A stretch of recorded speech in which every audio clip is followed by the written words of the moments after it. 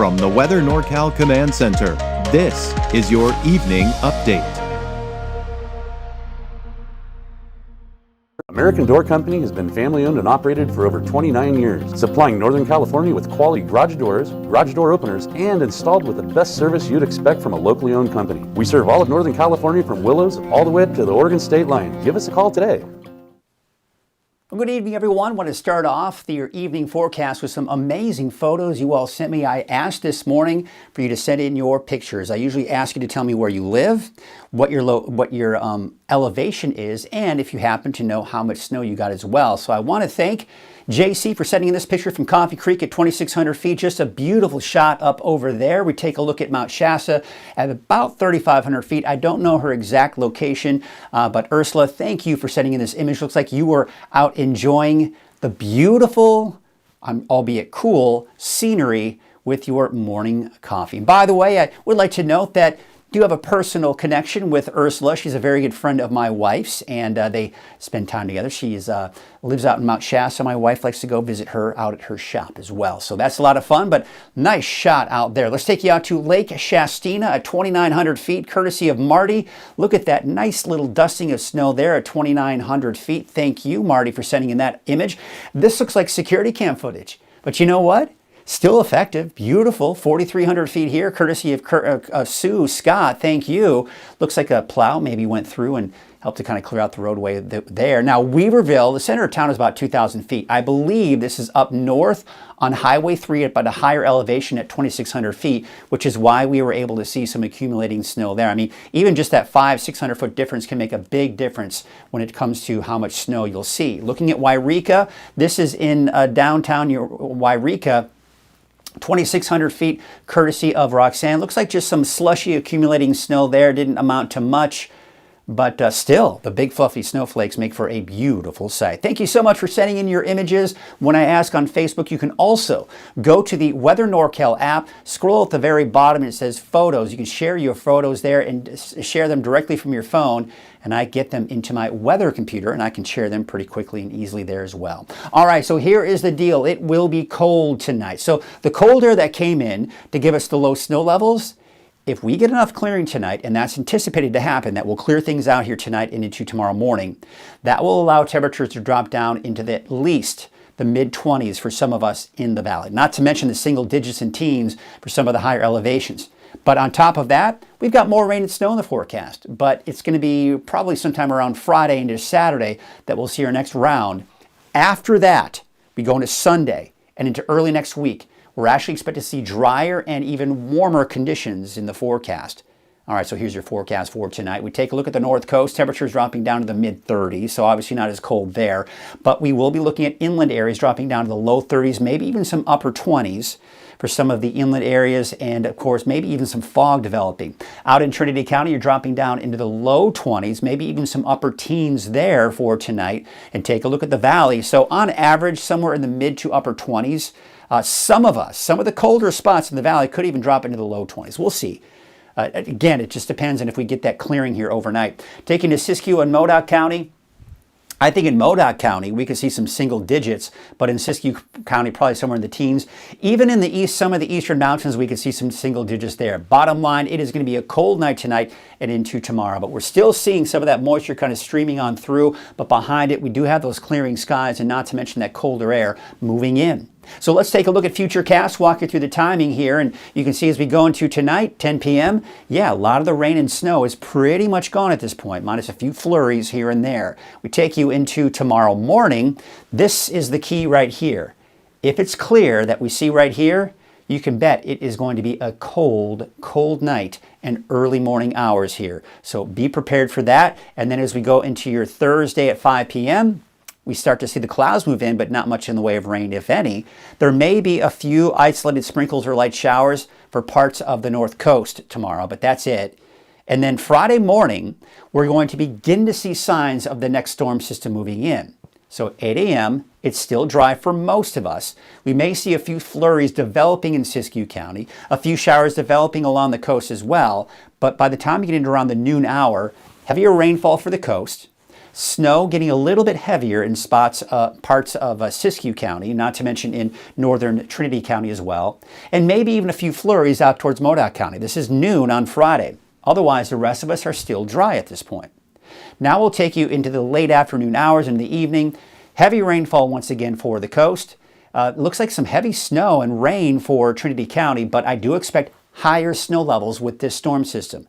So what that will mean is less chances of seeing chain requirements. However, Buckhorn, Summit, Scott Mountain, those are the two areas in Trinity County that you've got to really keep a close eye on, because Scott Mountain will most likely see that snow. But otherwise, most of the Highway 299 corridor will be in the form of rain. Hayfork, Weaverville, most likely in the form of rain as well. Heavy snow at times for Siskiyou, and not to mention Modoc County. Now we're seeing snow in the east, just east of the valley in the foothills, and not to mention in the mountains. But again, keep in mind at this point, snow levels are probably somewhere around 3,000 feet. Now we're going to take you into Friday night, and you start to see some of the heavier rainfall begin to move on in for the valley, and not to mention Trinity County. Snow levels 3,000 to 3,500 feet. So again, slightly higher snow levels, but heavy snow. And there are going to be, again, most likely looking at chain requirements, even on parts of I-5, and of course east of I-5, I think some bigger problems. Highway 36, your typical spots in Trinity County, but most likely not that big of an issue, with the exception of, like I said, maybe out towards Buckhorn Summit and Scott Mountain in northern Trinity County, making its way into southern portions of Siskiyou County. That's Friday night at 10 p.m. All right, so let's take a look at the rainfall totals. You see how nothing's going on until we get into Friday night. That's when we start to see the heavier rainfall begin to move on in. Snow, same situation. Don't see much going on here. And then suddenly you see that influx, right, of the snow, because coming in Friday afternoon, Friday evening, we start to see more snow. So 4 to 8 inches of fresh snow is a possibility in Mount Shasta City, not to mention Chester, maybe less than that out in Bernie, maybe a light dusting for parts of Weaverville and Hayfork, but that might be pushing it after today. Look at the road conditions here through the night tonight and into tomorrow. Even though things are clearing out, there's still going to be leftover snow on the mountain highways. And here's the thing, if we clear out, as I mentioned, any of that snow that melts or even turns into slush, it's going to turn into ice.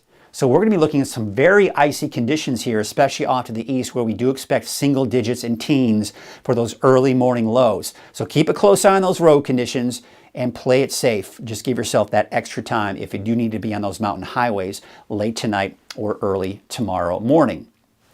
Okay, so let's take a look at your long-range futurecast, and there you can see as we go into your Saturday, that's the next round of some heavier rain. Snow levels 3,500 feet.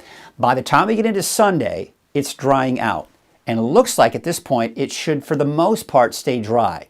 Some of the long-range forecast models are bringing this in sometime around Tuesday of next week. This American forecast model, GFS, is keeping it dry, most likely through Thursday. This activity here may have an impact us toward the end of next week, but really, once we get past Saturday's storm system, it looks like we're going to dry out for a while.